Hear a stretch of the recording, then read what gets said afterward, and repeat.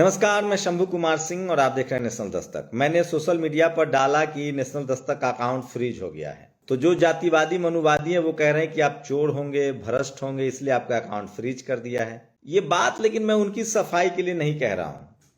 मैं उनकी बात वैसे सुनता भी नहीं हूं, जो हमें इंसान ही नहीं मानते हैं, जो इस देश के बहुजन आबादी को SC, ST, OBC, दलित, पिछड़े, आदिवासी, किसान, अल्पसंख्यकों को छोटी जाति का कहते हैं, जिनके दिमाग में जातिवाद मनुवाद भरा हुआ है।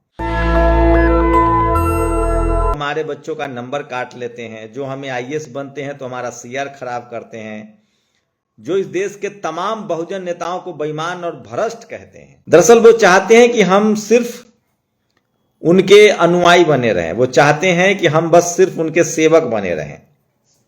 वो चाहते हैं कि हम सब्जी बेचे, ठेला चलाएं, रिक्शा चलाएं, सफाई कर्मचारी बने, हम उनकी चाकरी करें, उनसे आंख में आंख डालकर बात ना करें। और जो काम हमारी जाति के लिए बनाई गई थी, हमें लकड़ी का काम करना है, चमड़े का काम करना है, लोहे का काम करना है, हमें किसान बनना है, भैंस पालना है, गाय पालना है, हम इस काम को खराब नहीं कहते, लेकिन वो चाहते हैं कि इसी काम को हम करते रहे। हमारे बाप भी करे, हमारे दादा भी करते थे, हमारे वंश, हमारी नस्लें भी करे, और इन कामों में न पैसा है न सम्मान है।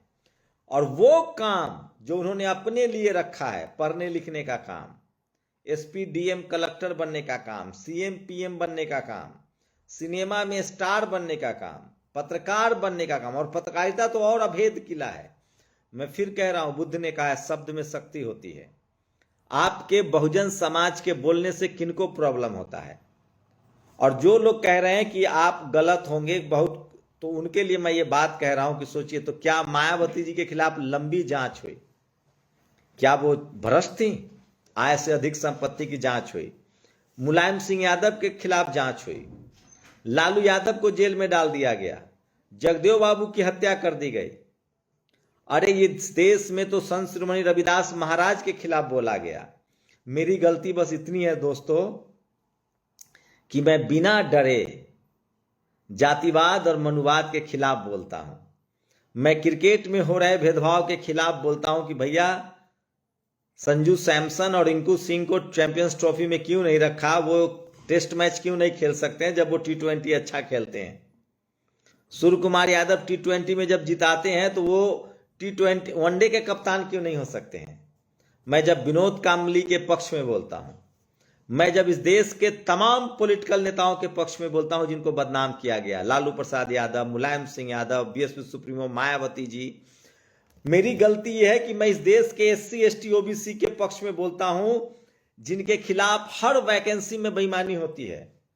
अरे सोचो, नौकरी के समय इंटरव्यू में क्या करते होंगे? जिस देश में वैकेंसी निकालने में ईमानदारी नहीं है, हर वैकेंसी में जहां बेईमानी की जाती है, उस देश में आप सोचिए कि आप बेईमानी के खिलाफ बोलेंगे तो आपको जीने देंगे?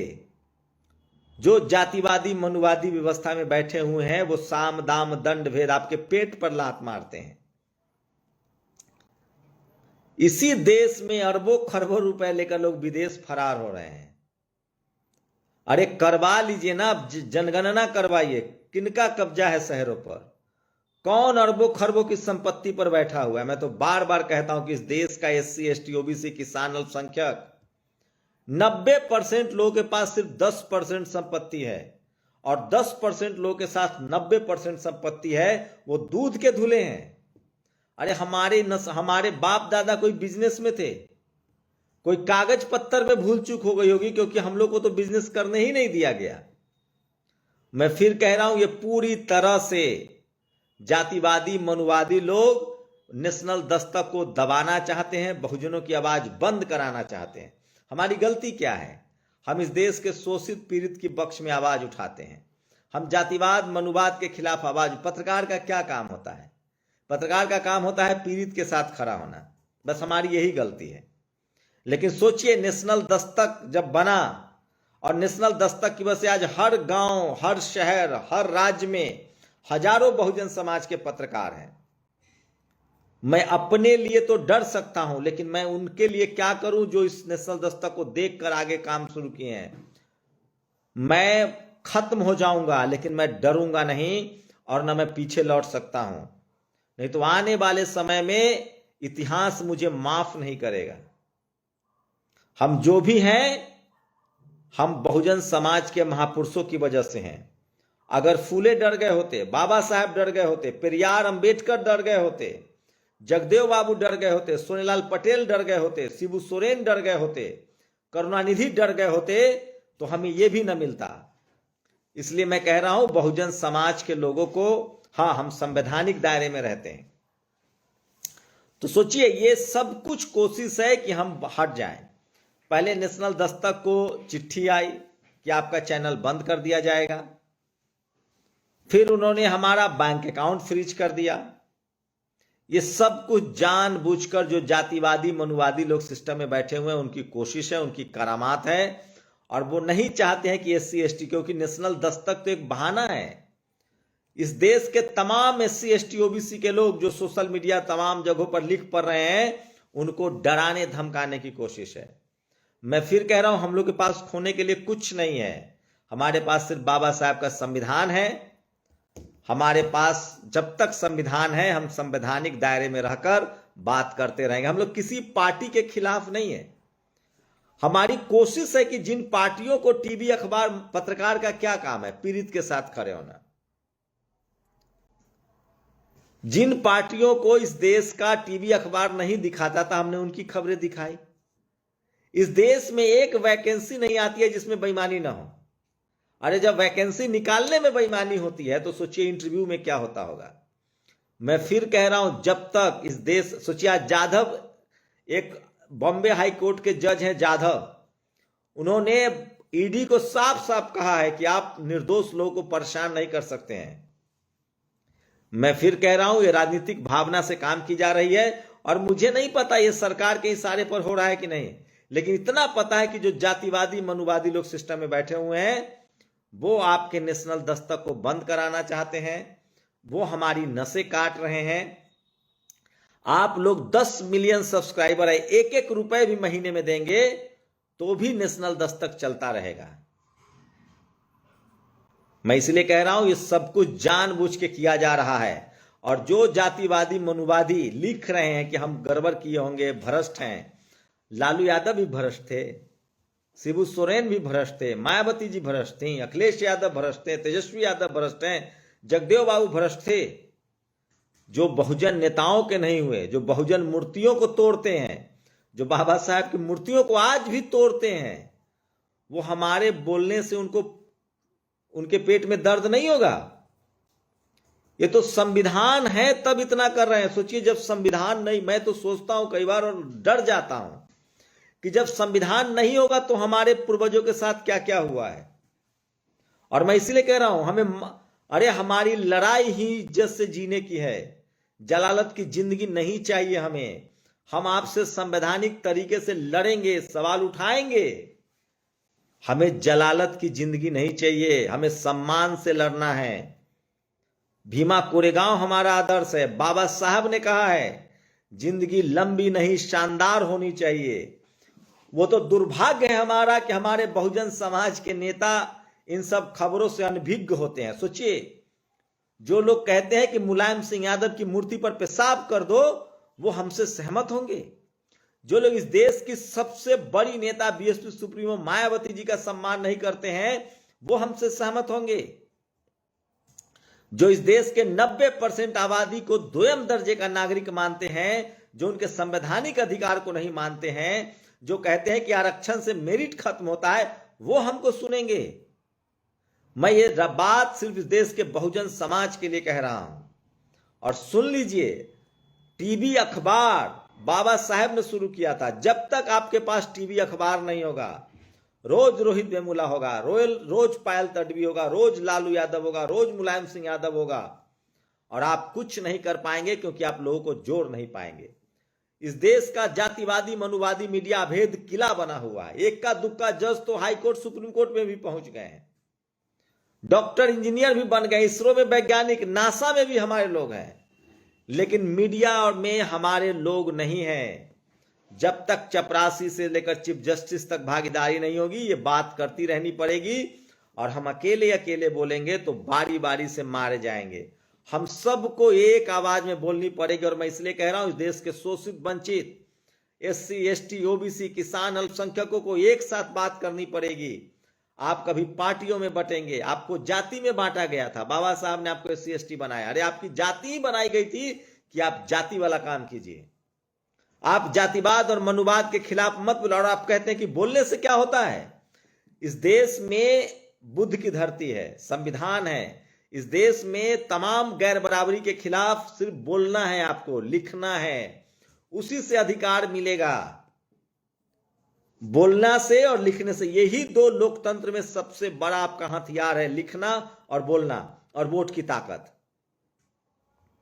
अगर मैं ना बोलूं तो मुझसे किसी को कोई प्रॉब्लम नहीं है, लेकिन आप बताइए, मैं सेना की नौकरी करता तो मैं युद्ध के समय भाग जाता तो मैं गद्दार कहलाता। मैं पत्रकार हूं और मैं पीड़ित के साथ नहीं बोलूंगा तो इससे बड़ी गद्दारी नहीं होगी। मैं इसीलिए कह रहा हूं, नेशनल दस्तक आप लोग की जिम्मेदारी है। नेशनल दस्तक को आप लोगों ने पसंद किया। इस देश में बहुजन समाज के पत्रकारों को न तो नौकरी दी जाती है, न उनको प्रमोशन।